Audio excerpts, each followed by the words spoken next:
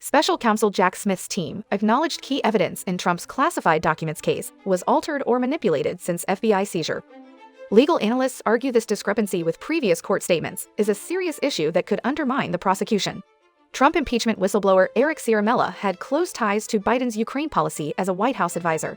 Emails show Ciaramella's involvement in Biden's push to oust Ukrainian prosecutor Viktor Shokin, who was investigating Burisma Holdings while it paid Hunter Biden. Ciaramella met with Ukrainian prosecutors, gave readouts to superiors who pushed for Shokin's firing. He corresponded with Biden officials on media responses regarding Hunter's Burisma job. Ciaramella's role advising Biden on Ukraine policy intersects with current Biden impeachment inquiry in several areas. Despite witnessing questionable Biden activities firsthand, Ciaramella apparently didn't raise alarms like he later did about Trump. House Republicans argue Ciaramella would be a valuable witness in the Biden impeachment probe. Recent testimony from witnesses in the Trump hush money trial appears to contradict Manhattan DA Alvin Bragg's central claims. Hope Hicks, former Trump communications aide, suggested Trump's primary motivation was to spare his wife embarrassment, not influence the 2016 election. David Pecker, National Enquirer CEO, acknowledged providing similar catch-and-kill services for other public figures, not just Trump. Keith Davidson, former lawyer to Stormy Daniels, stated the payments were part of a civil settlement agreement, not hush money or a payoff. Jeffrey McConney, former Trump Organization controller, testified that Trump did not personally direct him to make the alleged payments. Matthew Colangelo, a top prosecutor in the case, received $12,000 from the DNC for political consulting in 2018, according to FEC records. Colangelo previously worked in the Obama and Biden administrations and was involved in Trump-related lawsuits and investigations while in the New York Attorney General's office. House Republicans are investigating Colangelo's past work as he prosecutes Trump. The Biden administration has proposed a plan that would grant the Secretary of the Air Force sole authority to transfer Air National Guardsmen from any state to Space Force units without requiring governor's approval. The proposal, known as Legislative Proposal 480, affects approximately 1,000 Air National Guardsmen across 14 space units. Governors from more than 47 states, territories, and commonwealths have signed letters opposing the proposal, arguing it would undermine their authority and the National Guard's readiness and deployability. Texas Governor Greg Abbott called the proposal an intolerable threat and a power grab, while Florida Governor Ron DeSantis said it would flout more than a century of precedent. A White House official stated that the Biden administration stands by the proposal for a one-time transfer of Air Guardsmen to the Space Force to help expand that division and space security. The proposal is currently under review by the Senate Armed Services Committee, with no further reports on the committee's planned actions. A bipartisan group of 56 House members and 29 senators have urged the Armed Services Committees to reject the proposal, calling it deeply flawed and a threat to the National Guard system.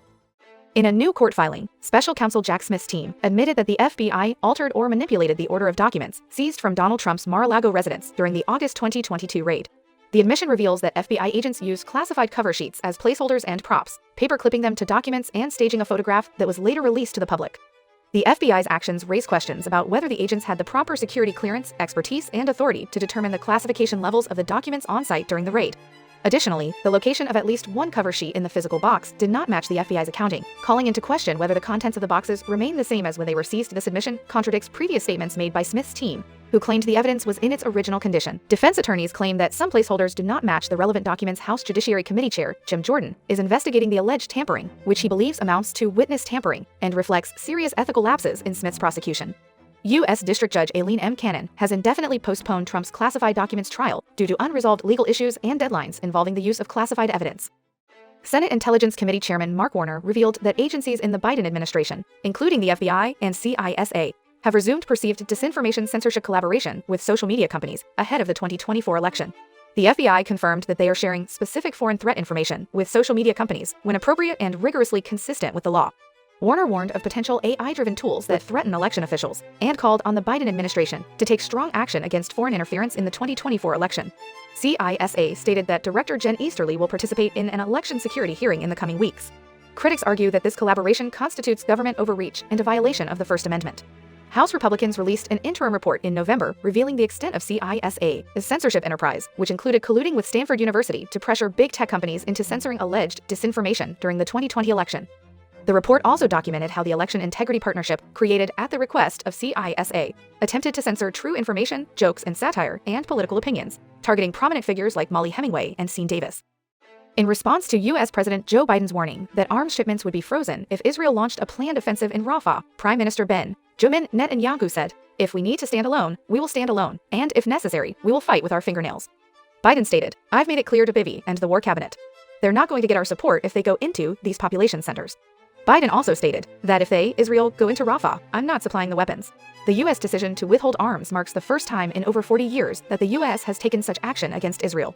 IDF spokesman Rear Admiral Daniel Hagari asserted that the military has sufficient munitions for planned missions, including those in Rafah.